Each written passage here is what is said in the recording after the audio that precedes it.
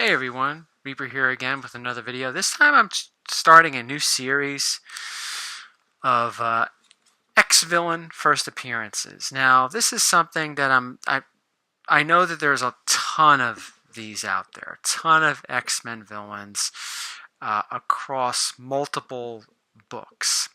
So I'm going to try to do my best to showcase some big villains and some minor villains.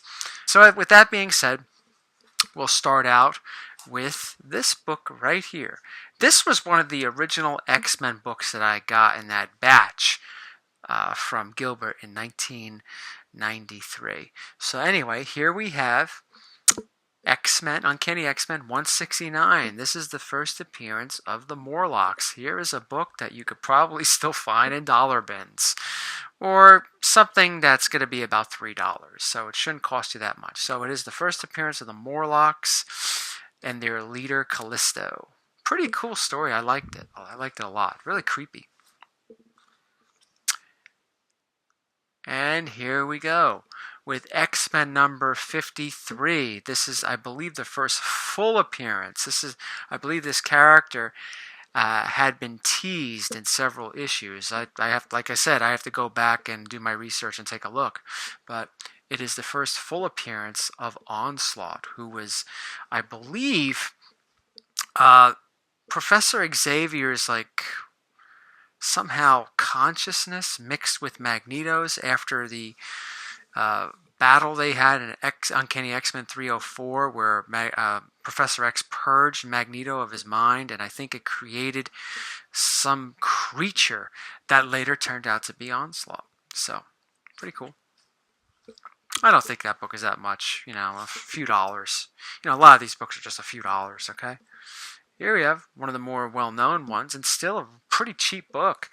X-Men number 4, the first appearance of the Omega Red. Yeah, this is probably another book I'd keep my eye on. If Marvel's planning to do something, Marvel Cinematic Universe is planning to bring in some more X characters, I definitely see them bringing in the Omega Red. That would probably be a really cool character for Wolverine to fight. So, first, Omega Red. Here we have a blast from the Silver Age. X-Men 59, this is when Neil Adams was, believe, concluding his Sentinel trilogy. The Sentinels came back, and X-Men 57 and the X-Men, and as well as a lot of the villains, were too busy fighting the Sentinels, and concluded, I believe, in this issue. So anyway, in this issue, it is the debut of Karl Lycos, who would eventually become Sauron. Another example of an inexpensive Silver Age key to pick up. Of course, once again, it all depends on what type of grade you get. 9.8, 9.6, oh, then that changes a bit. Here's one. Here's dollar bin fodder for you. Uncanny X-Men 299. This is the first appearance of Graydon Creed. I first learned about Graydon Creed from the X-Men animated series. So when I went to go look him up, I found that he made his debut in this book.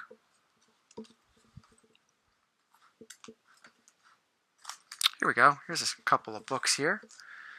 XFactor 15 and XFactor 19. I believe this issue is where the Four Horsemen of the Apocalypse actually make their debut, and this might be considered a full appearance. But anyway, it has something to do with those villains that have, Apocalypse has pretty much been known for having his Four Horsemen, and made their debut in these two books. I remember when the X-Men Apocalypse movie was coming out several years ago, a few years ago rather, these books were fetching I think $20, $25 a piece. Now, I don't think this is that much. This is probably like a $5 book, and that might be like an $8 or $10 book depending on the condition. So, just something for you to keep your eyes peeled for if you're looking to build, an X-Men villain collection. You could start off with some of these. Alright, here's the next three. I'll probably just, since they're all related, we have Ms. Marvel, who recently just came out with her own movie. Ms. Marvel 16, Ms. Marvel 17, and let me see if I can squeeze this over, Ms. Marvel 18. The significance of these three books is it was the debut of Mystique. Mystique made a cameo here under disguise. She made another, I forget whether it was another cameo here, but I believe she made her full appearance here in number 18. Quick story about this one right here, Ms. Marvel 17. I had purchased this book several years ago and from eBay, and it never came. And, I had that discussion with the seller. I only paid like 17 bucks for it. Maybe I overpaid, who knows. But I paid about 17 bucks, and this was around when Mystique was fetching a little bit more money. But it never came. And I told the dealer that, and it showed that it was delivered, but it wasn't there, so he eventually refunded my money. About 2 years later, and I told this story before, let me just tell it again. 2 years later, I was doing some work in the front yard, and I looked to the side of the steps and I saw what looked to be a package, a thin mailer package. And the top part of it looked like it was eaten off by maybe like cats or whatever, because cats going around at night or squirrels or whatever. But it looked like it had some sort of animal eating damage at the top. As I looked at it, I grabbed it and I opened it up. It didn't take that much to open it up, and I pulled out this. Fortunately, whatever damage was done to the outer part of the package wasn't done to the book, and it was this book.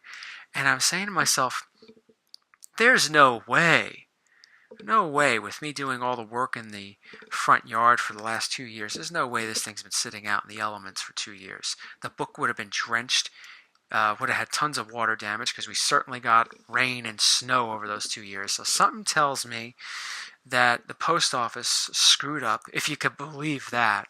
The United States Post Office screwed up and then delivered the book, or possibly just delivered it half-ass to the side of the steps where it remained for a period of time. Now, it might have been there for a little while, but I do not believe it was there for 2 years. No way. Many times when I was looking for that book, I would look to the side of the steps just in case it fell. Or I would be working in the front yard, like I said, and I would have definitely noticed it. But that's just a short story about this. Now, the book's still in great shape. Despite being out there for however long, came in pretty good shape. I was lucky I found it when I did. So, I guess talk about good packaging, right? So, if you're looking to collect your Mystique books, those are the first three. Here we go. Uncanny X-Men 134. I believe this is the first appearance of the Dark Phoenix. Pretty cool to have if you're looking to collect for your Phoenix collection. And this is also a swipe of sorts of X-Men 100. And here we go here with X-Men 135, the continuation of the Dark Phoenix saga. Here's Jean Grey. She was at her best when she was Phoenix and Dark Phoenix. So many years before that in the 60s, it looked like they being the writers, whomever they may have been, whether it's Stan Lee or someone else, they really didn't know what to do with Jean Grey. But when Chris Claremont took over, I think he did a great job, and especially this time. When she was Phoenix and Dark Phoenix. But anyway, this is also the first appearance of Senator Robert Kelly, who's been a thorn in Mutant's side for many years in the movies and on the animated series. And in comics, of course. So, last two for this particular video. X-Men 52.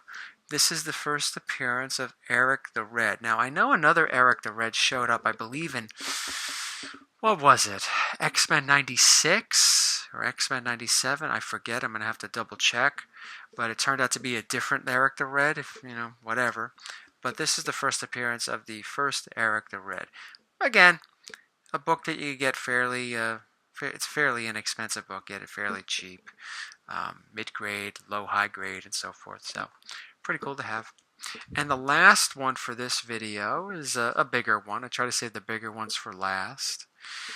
And here we have X-Men number 12, the first appearance of the Juggernaut, a very popular X-Men villain. And, when he showed up in The Last Stand, They obviously didn't do him justice. I think that when he appeared in Deadpool 2, they did a really good job with him. And he was more fearsome, more what you would expect from the Juggernaut, this unstoppable, gigantic beast, that destroys everything in his path. So I think that they really did him justice in the Deadpool 2 movie, rather than that really watered down, simplified version of him that appeared in The Last Stand.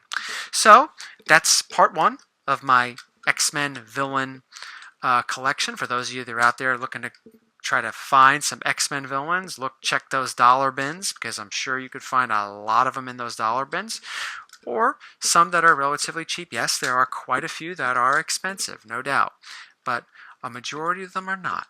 And that's what my aim is of this video series. I should release another part fairly soon and see if I can get through a part 3 and possibly a part 4. So stay tuned, everyone. Thank you for watching.